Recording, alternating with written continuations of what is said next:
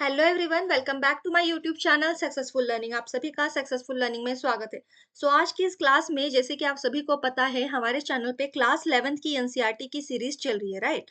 उसमें हमने स्टार्ट किया है चैप्टर नंबर 2 एंड ये इसका क्लास नंबर 2 है, मतलब पार्ट 2 है, राइट। एक एक इस टॉपिक के ऊपर एक क्लास हमारे चैनल पे ऑलरेडी अपलोड हो चुकी है, आप वहां पे जाके चेक कर सकते हो।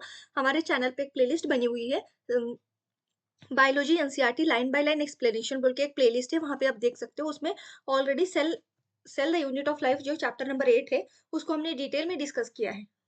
आज हम डिस्कस करने वाले हैं, that is a chapter number 2 biological classification. इसमें भी हमने ये जो बेसिक इंट्रोडक्शन था, ये हमने देख लिया था डिटेल में हर एक चीज को, एंड हमने 5 किंगडम क्लासिफिकेशन को, ये जो टेबल है ना, इसको हमने देखा था। लेकिन आज हम फिर से 5 किंगडम क्लासिफिकेशन को एक ब्रीफ ओवरव्यू लेके फिर ये सब कुछ अच्छे से समझ लेंगे।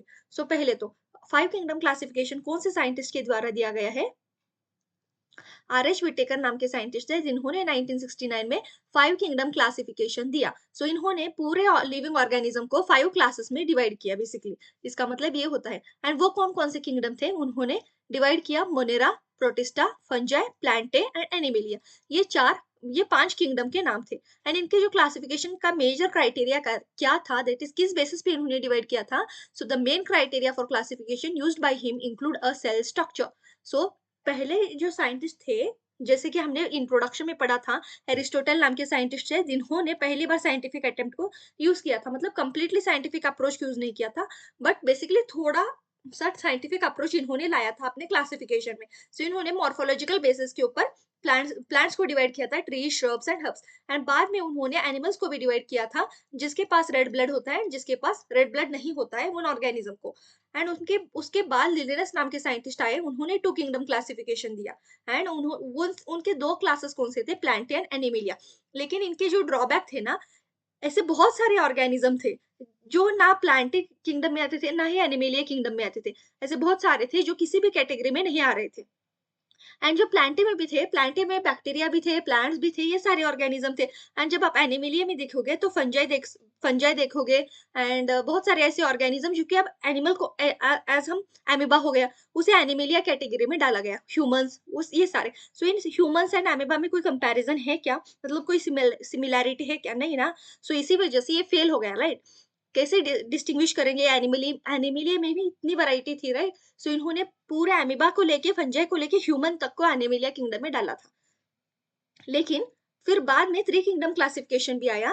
फिर इन्होंने कहा, लिनेनस ने, इसका जो ड्रॉबैक क्या था, कि इन्होंने क्या कहा ना, कि मॉर्फोलॉजिकल फीचर्स मतलब जो बाहरी फीचर्स होते हैं, जैसे कि जो फिजिकल फीचर्स होते हैं, उसके वो तो मेन क्राइटेरिया होगा डिवीजन का, किंगडम के क्लासिफिकेशन का। लेकिन मेजर क्राइटेरिया क्या होगा? क्या वो सेल यूनिसेलुलर है या मल्टीसेलुलर है? क्या वो ऑर्गेनिज्म यूनिसेलुलर है, मल्टीसेलुलर है? क्या वो फोटोसिंथेटिक है या फिर नॉन फोटोसिंथेटिक है? या क्या वो यूकैरियोटिक है, प्रोकैरियोटिक? ये सारे बेसिस भी आप ले सकते हो, जैसे कि सेल वॉल का कॉम्पोजिशन क्या है, उन सारे बेसिस पे आप डिवाइड कर सकते हो, इन्होंने कहा। ये 5 किंगडम क्लासिफिकेशन के मेजर क्राइटेरिया क्या थे? इन्होंने तो फिजिकल कैरेक्टर को तो देखा ही था, फिजिकल क्राइटेरिया को तो लिखा था, फिजिकल फीचर्स को।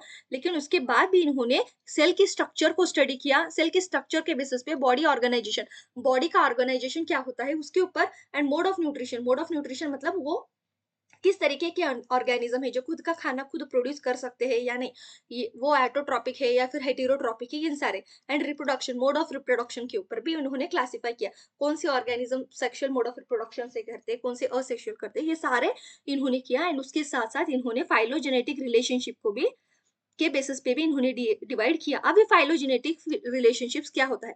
फाइलोजेनेटिक रिलेशनशिप मतलब जो आपके एंसेस्टर्स होते, उनका बेसिस, मतलब आपके एंसेस्टर्स का आपका रूट क्या है, ओरिजिन क्या है। कोई भी ऑर्गेनिज्म इवॉल्व हुआ है तो उनके जो एंसेस्टर्स है, उनके रूट्स क्या है, वहां से उन्होंने उस बेसिस पे भी एनिमल्स को डिवाइड किया।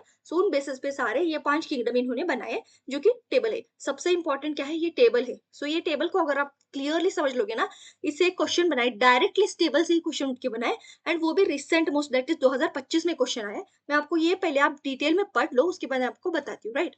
5 किंगडम कौन से थे? Monera, Protista, fungi, plantae and animalia. Cell type, पहले पहले कैटेगरी क्या है? Cell type. मोनेरा एकमात्र ऐसा सेल एकमात्र ऐसा किंगडम है जिसके अंदर जो ऑर्गेनिज्म है ना वो प्रोकैरियोटिक है, उनका जो सेल है वो प्रोकैरियोटिक है। सो इससे पहले मैंने सेल चैप्टर को ही आपको पढ़ाया था एनसीईआरटी में, क्योंकि cell, prokaryotic cell, eukaryotic cell, ये सारा वहां पे सब कुछ दिया गया है। सो बेसिकली मैं बताती हूँ प्रोकैरियोटिक सेल क्या होते हैं, ये सब कुछ अंडरस्टैंड करने से पहले प्रोकैरियोटिक सेल क्या होते हैं एंड यूकैरियोटिक क्या होते हैं। सो प्रोकैरियोटिक सेल वो सेल होते हैं इनका जो सिंपल स्ट्रक्चर होता है, और सिंपल होते हैं, सिंपल ऑर्गेनाइजेशन होता है इनका, एंड इनके पास कोई न्यूक्लियर मेम्ब्रेन नहीं होता है, न्यूक्लियर मेम्ब्रेन। सो यहाँ पे कोई सेल के अंदर एक जेनेटिक मटेरियल इस तरीके से, कुछ जेनेटिक मटेरियल इस तरीके से प्रेजेंट है सेल के अंदर। इसको प्रोटेक्ट करने के लिए बाहर से ये जो लेयर मैंने बनाई है वो लेयर नहीं है। न्यूक्लियर मतलब जो बाहर, न्यूक्लियर मेम्ब्रेन मतलब जो बाहर उस जेनेटिक मटेरियल को प्रोटेक्ट करने के लिए जो लेयर होती है वो नहीं है। सो जेनेटिक मटेरियल तो सभी ऑर्गेनिज्म में प्रेजेंट होता ही है, चाहे वो प्रोकैरियोटिक सेल हो, यूकैरियोटिक सेल हो, हर एक सेल में जेनेटिक मटेरियल प्रेजेंट होता है। बट जो प्रोकैरियोटिक सेल के अंदर जो उस जो जेनेटिक मटेरियल के ऊपर जो मेम्ब्रेन है वो प्रेजेंट नहीं होती है, एंड सेल ऑर्गेनल्स प्रेजेंट नहीं होते हैं। अब सेल ऑर्गेनल्स क्या होते हैं, जैसे कि mitochondria, Golgi bodies, endoplasmic reticulum, ये सारे सेल ऑर्गेनल्स होते हैं जो कि chapter number 8 cell the unit of life में हमने डिटेल में डिस्कस किया है। सो ये बेसिक डिफरेंसेस होते हैं। एंड यूकैरियोटिक सेल कौन से होते हैं, इनका जो बॉडी ऑर्गेनाइजेशन होता है थोड़ा सा कॉम्प्लेक्स होता है, एंड इनके पास न्यूक्लियर मेम्ब्रेन प्रेजेंट होता है। इनका जो न्यूक्लियस होता है उसको प्रोटेक्ट करने के लिए बाहर से एक मेम्ब्रेन होता है वो प्रेजेंट होता है। यहाँ इनके पास एब्सेंट होता है एंड इनके पास प्रेजेंट होता है। यहाँ पे सेल ऑर्गेनल्स भी प्रेजेंट होते हैं जैसे कि माइटोकॉन्ड्रिया, गोल्जी कॉम्प्लेक्स एक्सेट्रा, यहाँ पे एब्सेंट होते हैं। ये बेसिक डिफरेंस है prokaryotic and eukaryotic. So Monera के अंदर एकमात्र ऐसा सेल या फिर किंगडम है जिसके अंदर प्रोकैरियोटिक सेल है। सो याद रखना, सो प्रोकैरियोटिक सेल मतलब न्यूक्लियर मेम्ब्रेन, एंड प्रोटिस्टा क्या है, यूकैरियोटिक मेम्ब्रेन, यूकैरियोटिक सेल है प्रोटिस्टा के पास। फंजाई के पास यूकैरियोटिक है, प्लांटे के पास यूकैरियोटिक है, एनिमिलिया में यूकैरियोटिक है। सो मोनेरा, एंड मोनेरा के अंदर ही प्रोटिस्टा है, प्रोकैरियोटिक सेल है, सॉरी, मोनेरा किंगडम के अंदर ही जो सेल टाइप है वो प्रोकैरियोटिक है, बाकी सब में यूकैरियोटिक सेल है। सो एक एक्सेप्शन है, आप याद रख सकते हो इजीली। सो ओनली इसका याद रखो, बाकी सब तो याद हो ही जाएंगे। दो ही सेल टाइप के होते हैं, प्रोकैरियोटिक एंड यूकैरियोटिक। वैसे तो बेसिकली प्रोकैरियोटिक एंड यूकैरियोटिक होते हैं। सो मनीरा में ही प्रोकैरियोटिक है, बाकी सब में यूकैरियोटिक है। अब डायरेक्टली यहाँ पे मूव करो, न्यूक्लियर मेम्ब्रेन। जब मैंने प्रोकैरियोटिक एंड यूकैरियोटिक का डेफिनेशन बताया था, डिफरेंस बताया था, सो प्रोकैरियोटिक में क्या होता है, न्यूक्लियर मेम्ब्रेन एब्सेंट होता है, राइट। सो यहाँ पे जो मनेरा के अंदर प्रोकैरियोटिक सेल प्रेजेंट होगा, तो प्रोकैरियोटिक सेल के अंदर न्यूक्लियर तो एब्सेंट ही होगा ना, न्यूक्लियर मेम्ब्रेन। सो यहाँ से याद रख सकते हो, जब आपको प्रोकैरियोटिक सेल क्या होता है पता है, एंड केवल मोनेरा के अंदर प्रोकैरियोटिक सेल है, बाकी किसी के अंदर नहीं है, तो डायरेक्टली आपको पता चलेगा यहाँ पे प्रोकैरियोटिक सेल के अंदर न्यूक्लियर मेम्ब्रेन प्रेजेंट नहीं होता है, जिसकी वजह से मोनेरा के अंदर भी न्यूक्लियर मेम्ब्रेन एब्सेंट होता है। सो प्रोटिस्टा में यूकैरियोटिक सेल है, एंड यूकैरियोटिक सेल में हमने देखा था यूकैरियोटिक सेल में न्यूक्लियर मेम्ब्रेन प्रेजेंट होता है। सो यहाँ पे प्रेजेंट है प्रोटिस्टा में, फंजाई में भी प्रेजेंट है, प्लांटे में प्रेजेंट है, एनिमेलिया में प्रेजेंट है। सो यहाँ से केवल एक मोनेरा के अंदर प्रोकैरियोटिक सेल होता है। ये देखने के बाद आपको ये सारे दोनों पॉइंट्स आपको क्लियर हो गए किसके अंदर क्या प्रेजेंट होता है। अब सेल वॉल को देखते हैं, सेल वॉल किससे बना है, अगर है तो किससे बना है। सो मोनेरा के अंदर non cellulosic polysaccharide and amoeba amino acid के साथ इनका सेल वॉल बना है। सो जो मोनेरा किंगडम के अंदर जो ऑर्गेनिजम्स है उनका सेल वॉल किससे बना हुआ है, बेसिकली जो ज्यादातर ऑर्गेनिज्म का सेल वॉल होता है वो सेल्यूलोज से बना हुआ होता है। सेल्यूलोज के साथ बहुत सारे कंपोनेंट्स होते हैं, लेकिन जो मेजर कंपोनेंट होता है वो सेल्यूलोज होता है। लेकिन जो मोनेरा किंगडम के अंदर जो ऑर्गेनिज्म आते हैं उनका सेल वॉल नॉन सेल्यूलोजिक है, मतलब उनके सेल वॉल में सेल्यूलोज कंपोनेंट नहीं है।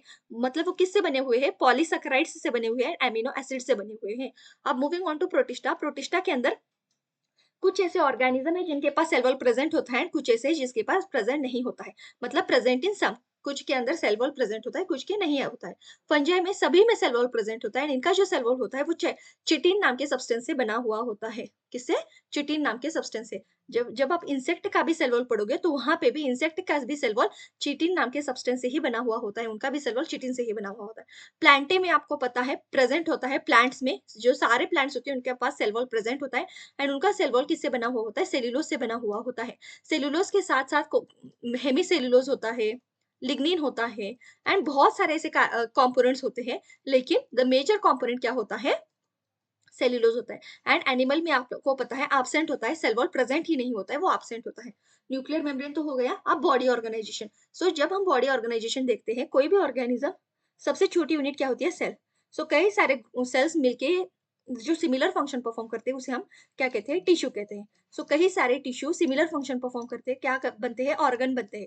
और कई सारे ऑर्गन एक ही काम को करने के लिए, जैसे कि एक ही काम में इन्वॉल्व होते हैं, एक ही फंक्शन में इन्वॉल्व होते हैं, उसे हम क्या कहते हैं, ऑर्गन सिस्टम लेवल ऑर्गेनाइजेशन कहते हैं।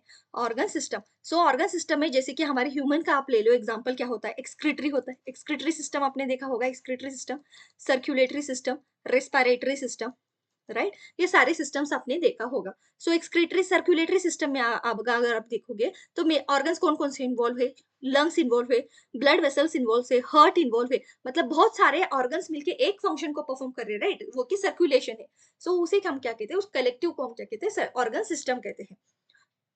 सो ये बॉडी ऑर्गेनाइजेशन है। सो सबसे बेसिक आपने देखा होगा मोनेरा है, सबसे बेसिक क्या है, मोनेरा। सो इनका जो सेल ऑर्गेनाइज बॉडी ऑर्गेनाइजेशन होगा वो सेल्यूलर होगा।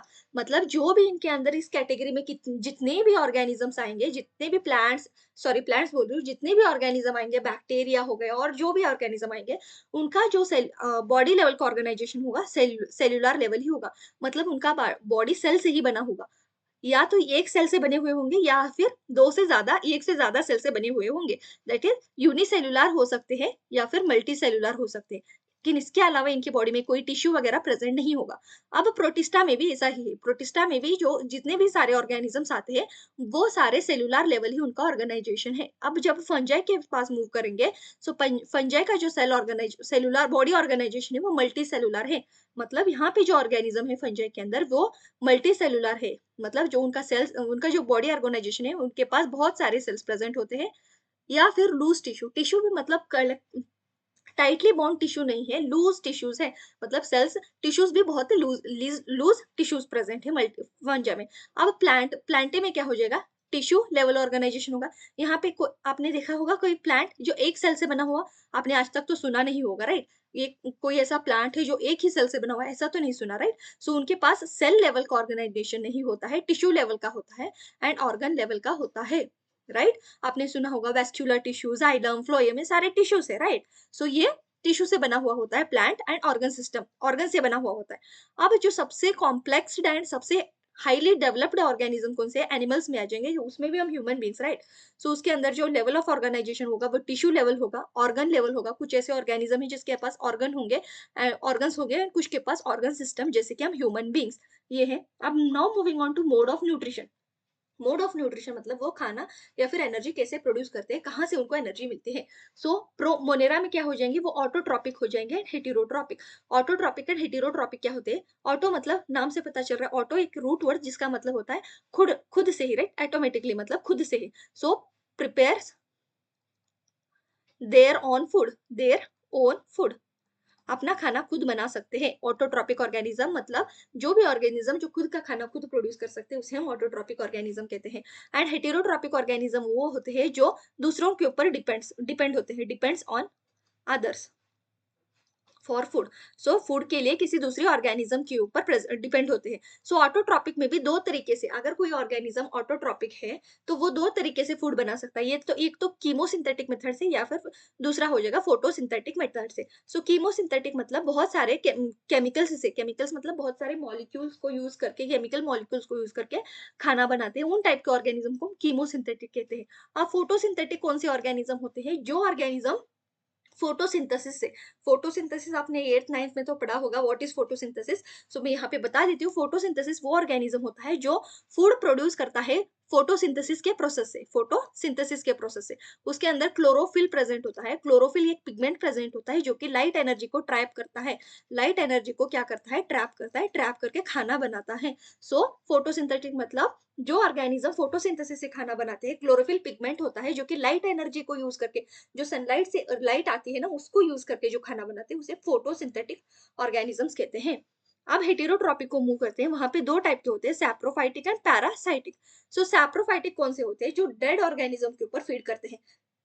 कोई पशु पक्षी मर गए उसके ऊपर जो ऑर्गेनिजम्स फीड कर रहे हैं ना, वो सैप्रोफाइटिक होते हैं। जैसे कि बैक्टीरिया भी आपने देखा होगा, बैक्टीरिया भी मोनेरा का ही एग्जाम्पल से। सो मोनेरा कैटेगरी में है, मोनेरा किंगडम में ही आएंगे बैक्टीरिया। सो जब हम बैक्टीरिया को पढ़ते हैं तो वो सैप्रोफाइटिक होते हैं, डेड ऑर्गेनिज्म के ऊपर भी फीड करते हैं ना। एंड पैरासाइटिक मतलब वो किसी ऑर्गेनिज्म के ऊपर डिपेंड होते हैं, लिविंग प्लांट हो सकता है, एनिमल हो सकता है, किसी के ऊपर भी डिपेंड होते हैं।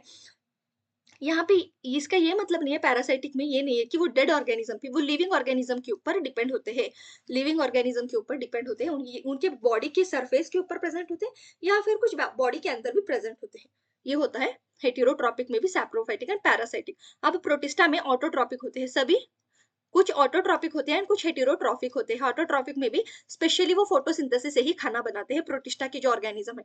अब फंजाई को मूव करते हैं, ये हेटेरोट्रॉपिक होते हैं, क्योंकि फंजाई के पास आपने देखा होगा क्लोरोप्लास्ट नाम का सेल ऑर्गेनल नहीं है। सो ये हेटेरोट्रॉपिक होते हैं, उसमें भी पैरासाइटिक एंड सैप्रोफाइटिक, जो कि मैंने बताया है आपको। पैरासाइटिक एंड सैप्रोफाइटिक क्या होता है? हेटेरोट्रॉपिक मतलब खुद का खाना खुद प्रोड्यूस नहीं कर सकते, दूसरे ऑर्गेनिज्म के ऊपर डिपेंड होते हैं। जैसे कि आपने देखा होगा पैरासाइट के एग्जांपल, हमें कुछ ऐसे डिसीजेस होते हैं ह्यूमन को भी, जो फंगई की वजह से होते हैं, राइट? जो रिंग वर्म हो गया, जो रिंग वर्म या फिर ये सारे जो डिसीजेस होते हैं वो फंगई की वजह से होते हैं। फंगई की वजह से कैसे? क्योंकि ये फंगई क्या करते हैं, हमारे बॉडी के ऊपर बैठते हैं या फिर हमारे बॉडी के ऊपर प्रेजेंट होते हैं, ग्रो करते हैं एंड हमें ही नुकसान देते हैं, हमें डिसीज कोज करते हैं एंड हमसे वो न्यूट्रिशन सक कर लेते हैं, हमसे न्यूट्रिशन ले लेते हैं। सो उसे वही परफेक्ट एग्जाम्पल है पैरासाइटिक का। मतलब किसी ऑर्गेनिज्म के ऊपर डिपेंड रहे ना फॉर अ फूड एंड उन्हें वो डिसीज कोज करते हैं। जैसे कि रिंग वॉर्म नाम का डिसीज होता है, राइट? सो वो किसकी वजह से? फंगस की वजह से होता है। एंड सैप्रोफाइटिक मतलब डेड ऑर्गेनिज्म के ऊपर। सड़े हुए खाने पर भी आपने देखा होगा क्या होता है, सड़े हुए खाने पर भी फंगस, ग्रीन ग्रीन कलर की जो फंगस प्रेजेंट होती है। अगर आप फॉर एग्जांपल अगर आप ब्रेड को रख दो जहाँ पे ज्यादा लाइट ना पहुंचती हो, वहां पे अगर 1-2 दिन के लिए रख दो, तो उस ब्रेड के ऊपर जो ग्रीन ग्रीन कलर का जो ग्रो होता है ना, वो फंगस होता है, राइट? वहां से वो अपना न्यूट्रिएंट लेते हैं। अब प्लांटे में सभी सभी प्लांट्स ऑटोट्रॉपिक होते हैं, मतलब खुद का खाना खुद प्रोड्यूस कर सकते हैं, वो भी फोटोसिंथेसिस के थ्रू, लाइट एनर्जी को यूज करके। एंड एनिमेलिया में हेटेरोट्रॉपिक होते हैं। आपने किसी भी एनिमल सेल में क्लोरोप्लास्ट प्रेजेंट नहीं होता है, मतलब हेटेरोट्रॉपिक होते हैं, खुद का खाना खुद प्रोड्यूस नहीं कर सकते हैं, राइट? अब इसके ऊपर मैंने कहा था इंपॉर्टेंट क्वेश्चन आया है। ये क्वेश्चन देखो, 2025 का क्वेश्चन है, 2025 का है। Each of a following characteristic represent a kingdom proposed by Whittaker. Arrange the following increasing order of complexity and body organization. So उसे कॉम्प्लेक्सिटी एंड बॉडी ऑर्गेनाइजेशन के बेसिस पे ऊपर अरेंज करो। सो यहाँ पे क्या होगा? Multicellular heterotrophic with cell wall made up of a chitin. So यहाँ पे आपने चिटिन से नाम समझते हैं सेल वॉल। कौन आपने पढ़ा होगा, कौन से क्लास में जो ऑर्गेनिज्म है उसका सेल वॉल चिटिन से बना हुआ है? वो है फंजाई। अब उसकी कैरेक्टरिस्टिक याद करो, वो मल्टी सेलुलर है, राइट? मल्टी सेलुलर है या फिर लूज टिश्यू से बना हुआ है। यहाँ पे मल्टी सेलुलर राइट है। हेटेरोट्रॉपिक है, वो खुद का खाना खुद प्रोड्यूस नहीं कर सकता है। अभी बताया मैंने, वो सैप्रोफाइटिक होते हैं या फिर पैरासाइटिक होते हैं। एंड वो ब्रेड का एग्जाम्पल देखिए भी बताया, राइट? वो ये फंजाई क्लास का है। अब पहले हम देख लेते हैं कौन सा किसका है। अब उसके बाद सेकेंड ऑप्शन देखो, heterotrophs with a tissue organ system level of body organisation. Heterotroph मतलब हेटेरोट्रॉप कौन से थे? या तो फंजाई था या फिर एनिमेलिया किंगडम के थे लोग। फंजाई में क्या था? उनका जो बॉडी ऑर्गेनाइजेशन था वो मल्टी सेलुलर था, कोई ऑर्गन सिस्टम नहीं था। मतलब एनिमेलिया क्या था? टिश्यू था इनका बॉडी ऑर्गेनाइजेशन, या फिर ऑर्गन थे या फिर ऑर्गन सिस्टम थे, राइट? मतलब ये किसके कैरेक्टरिस्टिक को बता रहा है? एनिमेलिया किंगडम के, राइट? सो ये किसका है? एनिमेलिया का है। प्रोकैरियोट्स होते हैं, प्रोकैरियोट बोलते ही आपको पता होना चाहिए, एकमात्र हमारे 5 किंगडम क्लासिफिकेशन में एकमात्र किंगडम है जिसके अंदर जो सेल होता है वो प्रोकैरियोट्स होता है, राइट? वो कौन सा है? मोनेरा। एंड जिसका सेल वॉल किससे बना हुआ है? Polysaccharide and amino acid. हमने यहाँ पे पढ़ा, देखो लुक एट दिस चार्ट। यहाँ पे इनका जो सेल वॉल बना हुआ होता है, यहाँ पे मोनेरा किंगडम को आप देखो तो यहाँ पे क्या है? ये प्रोकैरियोटिक है, प्रोकैरियोटिक है। ये तो वहां पे लिखा गया है नॉन सेल्यूलोजिक, यहाँ पे मतलब पॉलीसैकेराइड एंड अमीनो एसिड से बना हुआ है। सो ये किसका है? मोनेरा का है। यूकैरियोटिक है, ऑटोट्रॉप विद टिश्यू और organ level of body organisation. Eukaryotic कौन कौन से थे? जो प्रोटिस्टा था, right? Protista, fungi, plantae and animalia थे।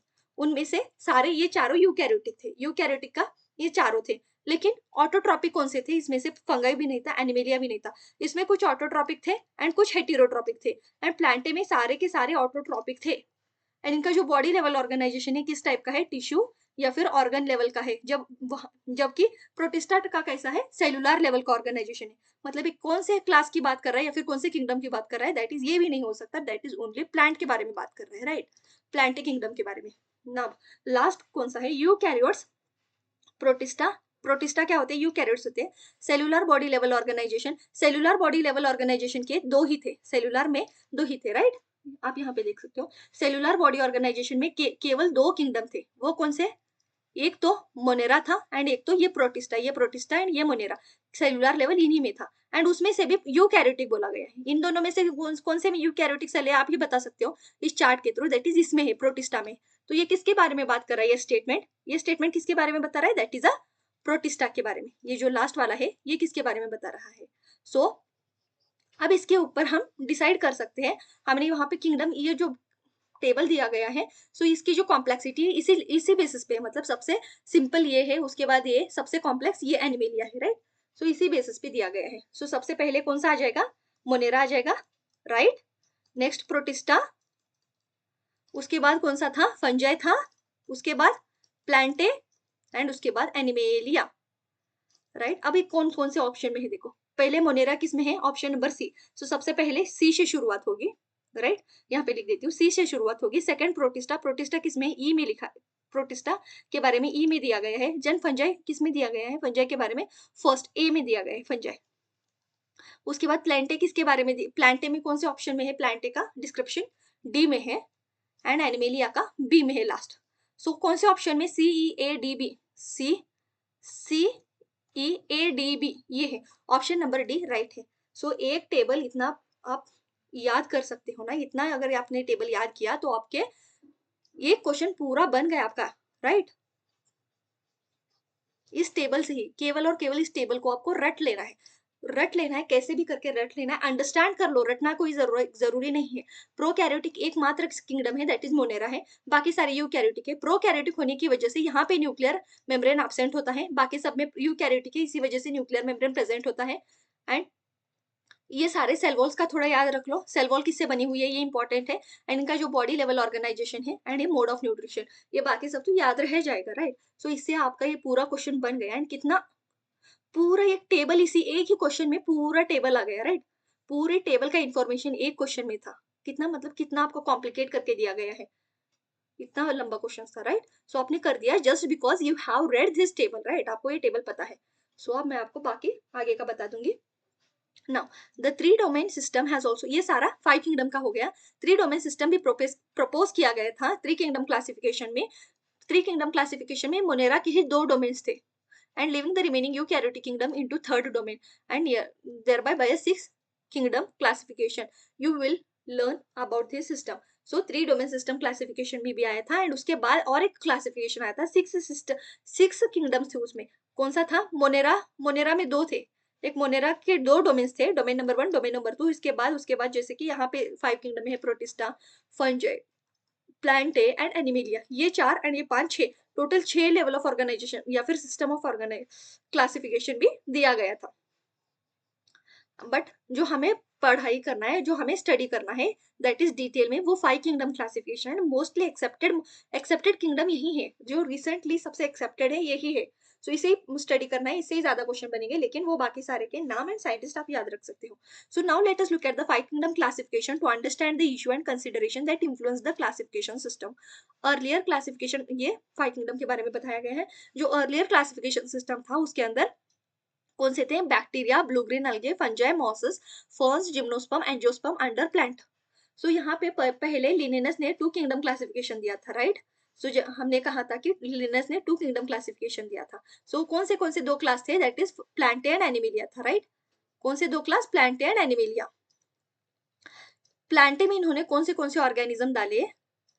प्लांटे में देखो कौन से ऑर्गेनिज्म थे? ग्रीन algae, algae भी प्लांट के अंदर ही था, फंजाई भी प्लांट के अंदर ही था, जो मॉसेस होते हैं एंड जो फर्न्स, ये जो मॉसेस, फर्न्स, जिम्नोस्पर्म, एंजियोस्पर्म, जब हम प्लांट किंगडम पढ़ेंगे ना उसमें हम डिटेल में स्टडी करेंगे। हाँ, जस्ट आप याद रखना, ये मॉसेस, फंजाई, ग्रीन algae तक के प्लांट की कैटेगरी में रखा गया था। किस तरीके का सिमिलर है भाई? किस लेवल पे इनका जो algae होता है बहुत ही सिंपल होता है, केवल एक सिमिलैरिटी थी इनमें, सेल वॉल प्रेजेंट था। इसी वजह से आप नहीं ना कैटेगराइज कर सकते उसे, पूरे एल्गे को और प्लांट को कंपेयर नहीं कर सकते, right.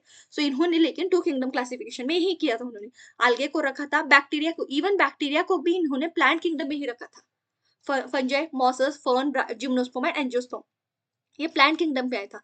The character of the unified this whole kingdom as that of all organism included in cell wall is there. So ये इन्होंने ये फंगाई को, बैक्टीरिया को, ग्रीन algae को प्लांट किंगडम में क्यों डाला था? क्योंकि इन सभी के पास सेल वॉल था। एकमात्र इन्होंने कैरेक्टरिस्टिक देखा कि इन सभी के पास सेल वॉल है, तो इसे डाल दो भाई, एक ही कैटेगरी में डाल दो। लेकिन कैसे ही एक कैटेगरी में रह सकते हैं, राइट?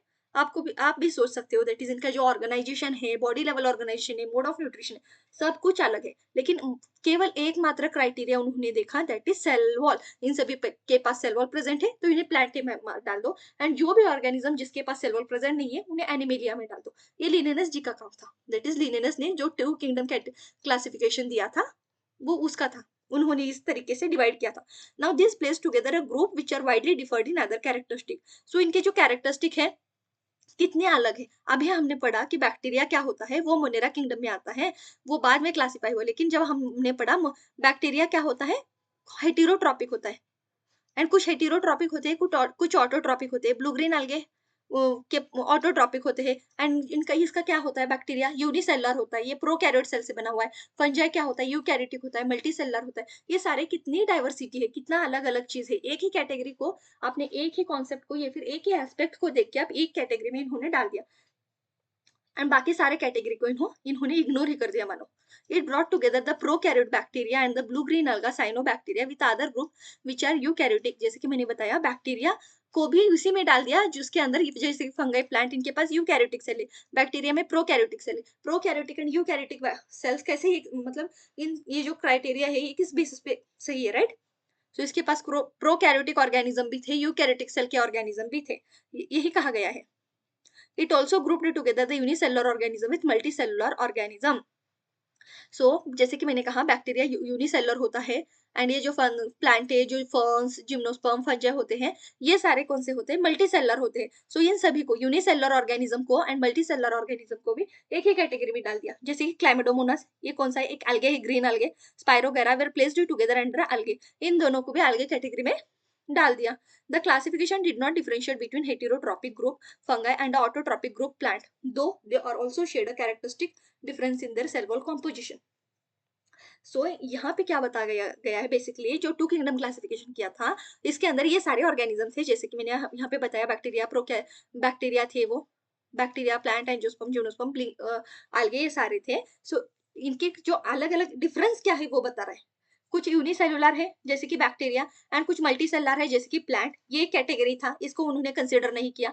एंड ये प्रोकैरियोटिक थे, बैक्टीरिया एंड फंजाई, प्लांट, ये सारे यूकैरियोटिक थे, ये भी उन्होंने कंसिडर नहीं किया। एंड उसके बाद जो सेल वॉल अगर इन्होंने इस बेसिस पे डिवाइड किया कि जिसके पास सेल वॉल है उसे प्लांट कैटेगरी में डाल दो, लेकिन जो सेल वॉल किस चीज से बना है वो भी तो डिफरेंट कंपोनेंट है ना, वो भी देख सकते हो। प्लांट का जो फंजाई का सेल वॉल है, चिटिन नाम के सब्सटेंस से बना हुआ है। लेकिन जब आप प्लांट के सेल वॉल के बारे में देखोगे, जो ग्रीन प्लांट की सेल वॉल है, वह सेल्यूलोज से बना हुआ है, राइट? उसी तरीके से when such characters are were considered, the fungi were placed in a separate kingdom known as kingdom fungi. इसी वजह से तो ये सारे प्लांट के किंगडम के कैरेक्टरिस्टिक फंजाई के कैरेक्टरिस्टिक सेम नहीं थे। इन्हीं सारे कैरेक्टर्स को देखते हुए फंजाई को एक अलग किंगडम दिया गया, उसका दैट इज 5 किंगडम क्लासिफिकेशन में, दैट इज किंगडम फंजाई, वो अलग किंगडम में डाला गया। Now all prokaryotic organism were grouped together under a kingdom Monera. जो भी ऑर्गेनिज्म जिनका सेलुलर प्रोकैरियोट से बने हुए हैं, जो प्रोकैरियोटिक ऑर्गेनिज्म है, उन्हें मोनेरा किंगडम के अंदर डाला गया। उसके बाद एंड जो यूनिसेलुलर यूकैरियोटिक ऑर्गेनिज्म थे, उन्हें प्रोटिस्टा में डाला गया। जो ऑर्गेनिज्म यूकैरियोटिक तो थे लेकिन वो यूनिसेलुलर थे, एक ही सेल से बने हुए थे, उन्हें किस में डाला, प्रोटिस्टा में डाला। मोनेरा एंड प्रोटिस्टा में एक ही डिफरेंस है, ये दोनों यूनिसेलुलर है, लेकिन एक डिफरेंस क्या है, मोनेरा प्रोटिस्टा से बना हो, प्रोकैरियोटिक सेल है मोनेरा में, एंड यूकैरियोटिक सेल है प्रोटिस्टा में, यही डिफरेंस है। And kingdom Protista has bought together Chlamydomonas Chlorella earlier placed in algae within a plant and both having a cell wall. Protista में कौन से ऑर्गेनिज्म आते हैं, जैसे कि algae, क्लोरेला एंड क्लाइमेडोमोनास, ये कौन से हैं, ये दोनों algae है। एंड algae को एंड प्लांट को एक ही कैटेगरी में डाला गया था, लेकिन नहीं, algae किंगडम प्रोटिस्टा का है, यही कहा गया है। Paramecium and amoeba which were earlier placed in animal kingdom. Paramecium जो ऑर्गेनिज्म है एंड एमेबा, जैसे कि मैंने बताया, उन्हें एनिमल में डाला गया, एनिमल किंगडम में डाला गया, क्योंकि उनके पास सेल वॉल नहीं था। ये तो सही नहीं है ना। It has been put together together organism which is earlier classification were placed in a different kingdom. अब ये जो organisms को, जैसे कि अमीबा को, पैरामेशियम को एनिमल किंगडम में डाला गया था, उन्हें एनिमल किंगडम से निकाल के दूसरे किंगडम में डाला गया है, and this happened because of a criteria of classification changed. So ये क्यों हुआ, ये सारा जो चेंजेस हुआ किसी ऑर्गेनिज्म को दूसरे किंगडम में डाला गया, दैट इज बिकॉज जो इन्होंने, जिस बेसिस पे इन्होंने क्लासिफाई किया था ऑर्गेनिज्म को, वो क्राइटेरिया ही बदल दिया. इन्होंने केवल सेल वॉल को देख के इन्होंने डिवाइड किया था, क्लासिफाई किया था, लेकिन इन्होंने बहुत सारे बाद में, जो विटेकर जी ने बहुत सारे क्राइटेरिया को कंसीडर किया, जैसे कि सेल वॉल. सेल वॉल है तो भी सेल वॉल किस चीज से बना हुआ है, यूनिसेलुलर है ऑर्गेनिज्म या फिर मल्टीसेलर है, प्रोकैरियोटिक है या फिर यूकैरियोटिक है, ये सारे एस्पेक्ट्स को इन्होंने देखा है, ये सारे क्राइटेरिया को उन्होंने देखा. सो इस बेसिस पे ये सारे इनके जो क्लासिफिकेशन था वो चेंज हो गया. Now this kind of a changes takes place in a future too, depending upon an improvement in our understanding of characteristic and evolutionary relationship. So ये changes मतलब यहीं तक सीमित है. ये चेंजेस फ्यूचर में भी हो सकते हैं. क्यों? क्योंकि जब हम नए नए डिस्कवरीज होते हैं, नए नए कॉन्सेप्ट्स के बारे में हम पढ़ते हैं, नई नई डिस्कवरीज होते हैं, एंड बहुत सारे ऑर्गेनिज्म में एवोल्यूशन भी होता है, राइट. एवोल्यूशन भी रोल प्ले करता है. सो एवोल्यूशन होगा, बहुत सारे नए नए कॉन्सेप्ट, नए नए कैरेक्टरिस्टिक डिस्कवर होंगे, तो उस बेसिस पे भी हम और क्लासीफाई को फर्दर दूसरे दूसरे ऑर्गेनिजम्स को क्लासीफाई कर सकते हैं. ये जो क्लासिफिकेशन मॉडल जो हम 5 किंगडम विटेकर का जो मॉडल ले रहे हैं, सो ये भी चेंज हो सकता है. यह कब है, or an attempt has been made to evolve a classification system which reflect not only the morphological, physiological, reproductive similarity but also phylogenetic based on a evolutionary relationship.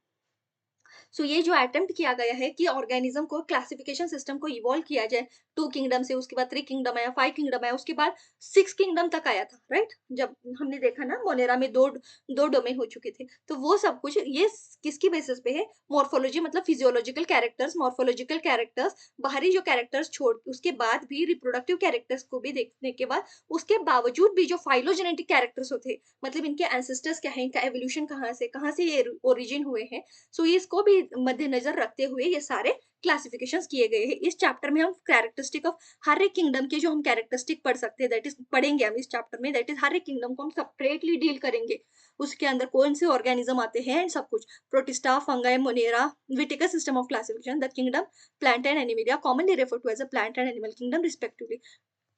सो ये जो हम यहाँ पे जो विटेकर जी का क्लासिफिकेशन सिस्टम है, उसमें जो किंगडम मोनेरा है, किंगडम प्रोटिस्टा एंड फंजाई के बारे में इस चैप्टर में पढ़ेंगे, एंड जो किंगडम प्लांटे एंड एनिमेलिया है वो हम फर्दर चैप्टर नंबर 3 और 4 में हम डिस्कस करेंगे. सो कल से हम स्टार्ट करते हैं किंगडम मोनेरा को, क्योंकि क्लास बहुत लेंदी हो रही है एंड आपको डिटेल में समझाना था, इसीलिए मैंने ये चार्ट इंपॉर्टेंट है, ये जो टेबल है ना बहुत इंपॉर्टेंट है, एंड आपने ये क्वेश्चन भी देखा किस तरीके से क्वेश्चन आया हुआ है.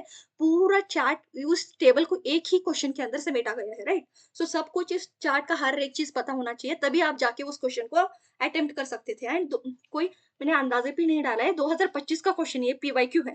सो आपको मैंने इसीलिए ये क्वेश्चन डाला है क्योंकि एनसीईआरटी कितना इंपॉर्टेंट है, एंड अगर उसे आपने अच्छे से पढ़ा तभी आप आंसर कर पाएंगे. इस चार्ट को आपने देखा ऐसे ऊपर ऊपर तरीके से देख लिया तो आप उसको आंसर नहीं कर पाएंगे, इसीलिए मैंने वो डाला, राइट. सो आप वहां से पढ़ सकते हैं. सो नेक्स्ट किंगडम मोनेरा के बारे में हम कल के क्लास में करेंगे. सो तब तक के लिए अगर आपको ये क्लास अच्छी लगे तो लाइक, शेयर एंड सब्सक्राइब कर देना. And thank you so much. Bye. Thank you.